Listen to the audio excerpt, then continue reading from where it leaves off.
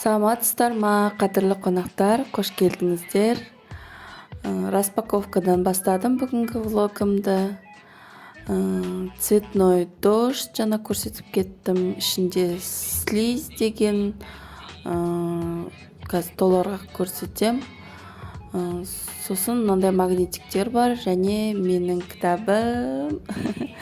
Қатты күткен едім осы кітапты. Біраздан бері кітап оқыған жоқпын, жұмыс болды, декрет болды. Енді өзіме келіп, осы кітапты оқығым кеп жүр. Толығырақ оқып болғаннан кейін сіздерге обзор жасаймын. Мынау жидкое мыло және Михаил Лобковский. Міне осындай керемет кітап. Бастадым. Өте қызық. Мынау слайм. Жаман екен, слайм ба, білмеймін, слиз деген. Бір жер көкке жабысып, көкпенбек болды, алмай қойыңыздар. Ал мынау машинкалер магнитке жабысқан. Жақсы, качествосы жақсы екен. Неше түрлі машинкалар мына жерде. Сосын келесі динозавр. Мынандай динозавр барлығы алынады. Өте қызық. Міне өйстіп балалар жабыстырып тастады. Холодильникке. Ойлап тұрмын болашақта бөлмелеріне магнитный стена ма, графильный стенамен сондай магнитный стена істеуге. Сосын мынандай цветной дождь бар екен ішінде. 12 жастан асқан балаларға арналған эксперимент есебінде лампадное масло көрсетіп тұрмын. Сосын неше түрлі красительдер. Көк, сосын қызыл, жасыл. Перчаткасы бар, перчаткамен жұмыс істеу керек, и пипеткасы бар екен. Сол жаңағы лампадное маслоның ішіне кішкене су құяды екен. Сосын су құйғаннан кейін өйстіп пипеткамен неше түрлі алып, дождь жаңағы домалақ болады да, сосын барып жаймен капать еткен кезде жаңбыр сияқты болады. Білмеймін, маған өте қатты ұнады деп айта алмаймын, бірақ эксперимент үшін алып көруге болады. Ал енді мынау уже келесі күн разбор. Мен шкафымды ақтарып тастадым. Жақсы көрем өйстіп барлығын кроватқа түсіріп, барлығын алып тастап, сөйтіп барып әдемілеп босатып болғаннан кейін жинағанды жақсы көрем.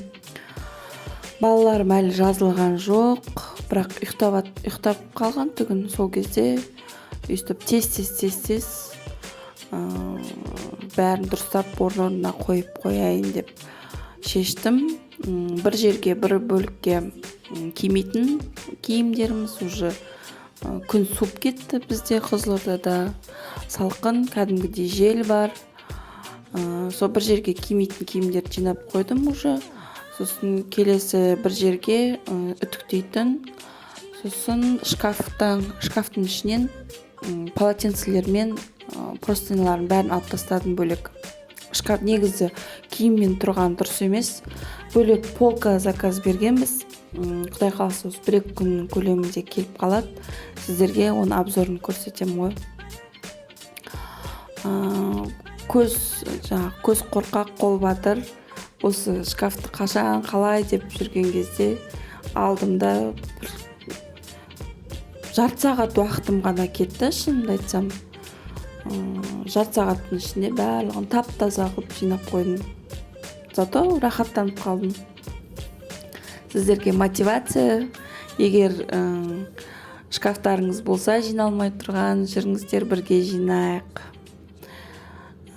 Барлық киімдерді бүктеп. Мені көріп тұрсыздар, бір жерде көп киімдер жинап қойдым. Сосын бір жерге өткізетін киім уже киемейміз. Егер мен бір бір сезон немесе бір 2 сезон кимедім ба, ол киімді мен обязательно ол киімді тастаймын, потому что шығыс болмай кіріс болмайды дейді. Егер киімді тастамасаңыз, жинай берсеңіз, ертең кием, азғанда кием, жаңағы мүмкін керек болып қалады деген кезде ол киімдер шкафыңызда просто орын алып тұрады. Одан ше беріп тастаңыз, оның орнына басқа киім обязательно келеді. Сумкалерімді ойланып тұрмын, қай жерге саларым білмей, қайтып орнына сол орнына әлемдеп салып қойдым. Сумкам көп өте. Білмеймін, мен үшін көп сияқты. Мынау баняға баратын сумка. Бәрін шығарып тастадым. Қазір бөлек бөлмеге апарып қоямын. Детскийға заказ бердік. Детский бөлмеде тұрады. Бет сүртетін орамалдар өте көп екен, жиналып қалыпты. Жаңағы кимейтін киімдер туралы айтқым келіп еді. Бізде емхананың алдында социалды төмен отбасыларға арналған сондай киімдер беруге болады. Егер таза, жыртылмаған, бір-екі рет киген киімдеріңіз болса, бос жатқаннан гөрі, одан ше ол керек адамға, пайдаланатын, киетін адамға берсеңіз, сізге де пайда, ол кісіге де жақсы болып қалады. Сондай совет сіздерге. Міне кимейтін киімдердің барлығын салып, осы өткізетін, уже беретін киімдерді дайындап қойдым. Мінекей төбесіндегі бір қонақтар келген кезде төсейтін нелерім, көрпешелерім. Ойлап едім, қайтып осындай пакетке салып неғып қоятын шығармын деп, бірақ давить етіп тұрған сияқты үстімен. Одан ше мен комодтың үстіне жүк қылып жинап қоямын деп шештім. Кәдімгідей босап қалды. Қазір сіздерге ашып көрсетем. Міне, төбесі вообще бос. Сіздерге осындай пирог көрсетем. Қазір рецептімен бөлісемін. 5 жұмыртқа, қант, ұн, разрыхлитель, какао керек и мынандай ыдыс. 5 жұмыртқамызды жарып аламыз, қантымызды саламыз және әдемілеп миксермен араластырамыз. Қант ерігенше. Шайға өте керемет. Сосын мен ұн, разрыхлитель, какаоны салып жібереміз. Ұнды ешқандай сито ештеңеден өткізбеймін, бірден сала беремін үстіне, білмеймін. Ең оңай, ең жеңіл, ең тез рецепт. Дәмі өте керемет, шоколадный болып шығады. Мен Redmondқа дайындаймын. Түбін осындай маймен әдемілеп жағып, сөйтіп құямында выпечка деген неге выпечканы таңдап 50 минутқа қойып қоям, өзі піседі. Осындай керемет боп көтеріледі. Бетіне крем құйдым. Крем егер рецепті керек болса, кремнің рецептін сосын бөлісемін. Комментарияға жазып кетіңіздер.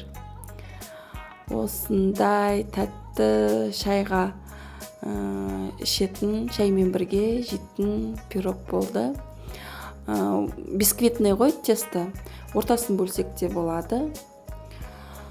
Ас болсын сіздерге. Осымен влогым бітті. Сіздермен келесі кездескенше сау болыңыздар.